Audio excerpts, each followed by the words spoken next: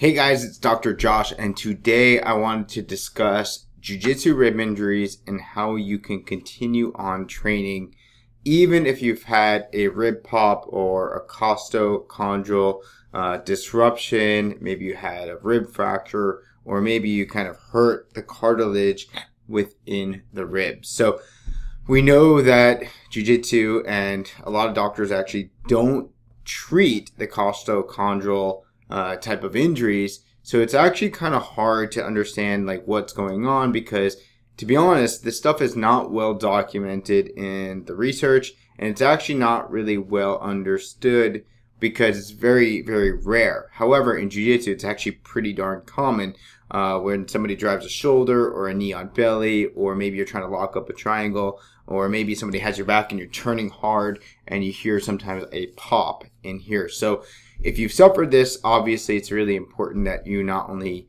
kind of rest properly, but you get it treated properly. But many of us jiu-jitsu folks do not want to rest often. But there are ways that we can go about training properly. So first things first, I think it's easy to say that if you're within the first 1 to 2, maybe even 3 weeks, it may be pretty hard to train. So maybe you want to take off of training, maybe you want to go to class and just watch and maybe help drill, whatever you can do. But I think the obvious thing first is this: if you are going to train whatsoever, even if it's drilling, maybe playing guard is probably not going to be in your best interest, right? Anytime you do forceful sit-ups, anytime you kind of like crunch hard, anytime you're framing aggressively, every time you're kind of really driving your legs to your chest and really kind of creating this frame situation, it's probably going to be a little bit difficult for you to actually get some comfort in there, because you're going to be contracting the abdominals, which then is going to pull on the cartilage, and in addition, you're kind of compressing that type of situation. So first things first, let's focus on modifying your intensity, which is obvious, right? Because you're not going to be training as intense. Let's also talk about the frequency. So maybe you're going down from 4 times a week to maybe 1 or 2 times a week. And then, of course, if you do get back to it, you're going to want to play top guard and top position, half guard, mount, and maybe do situational training for a little while. You're going to really want to avoid that downward position. Now, let's just say you do find yourself on the bottom, or, maybe in a bad position. Obviously, on the ground, maybe let somebody pass your guard. Maybe work your frames. Maybe work from side control. Maybe, if somebody puts a knee on belly, you just immediately tap and just reset. Maybe let them take your back. Maybe work your back defenses. I think that's a lot easier to be done. But when it comes to jiu-jitsu and training for rib injuries, these definitely can linger around for 1, 2, 3, even 4 months.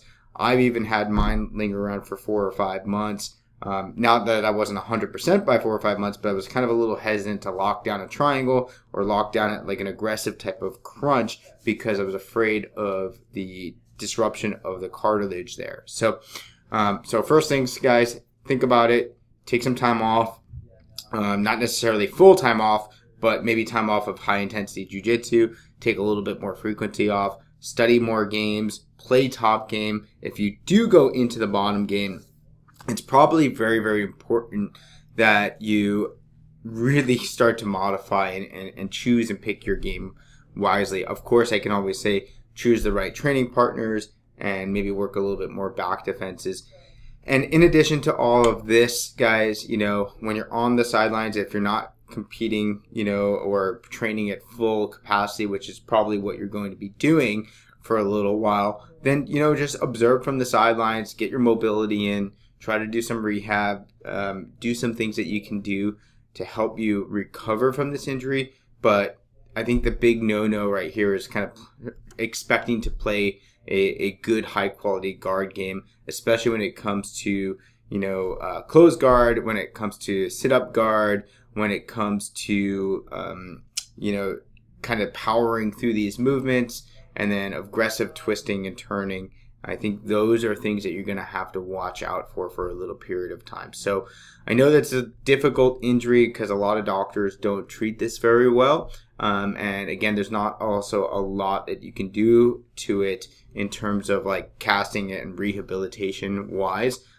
Actually, I would disagree with that. I think but most practitioners would say that there's not a lot you can do. You just got to sit there and wait. I think that's actually wrong, but we'll talk about that in another video as well. So happy training, guys. Good luck getting back on the mat. If you're watching this, thanks again. Have a great day, and I will see you for the next episode.